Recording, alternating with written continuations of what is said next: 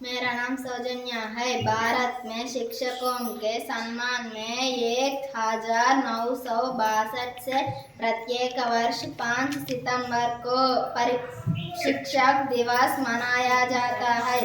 यह दिन डॉक्टर सर्वपल्ली राधाकृष्णन के जन्म दिवस के उपलक्ष्य में मनाते हैं। यह भारत के पहले उपराष्ट्रपति और दूसरे राष्ट्रपति थे।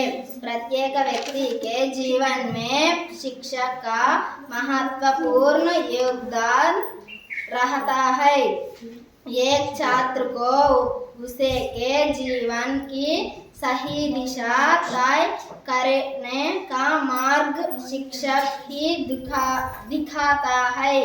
इस दिन छात्र अपने गुरुओं के सम्मान में उन्हें उपहार देते हैं। स्कूल कॉलेज में छात्र मिलकर शिक्षकों के लिए कार्यक्रम आयोजित करते हैं। शिक्षक दिवस की मुबारक।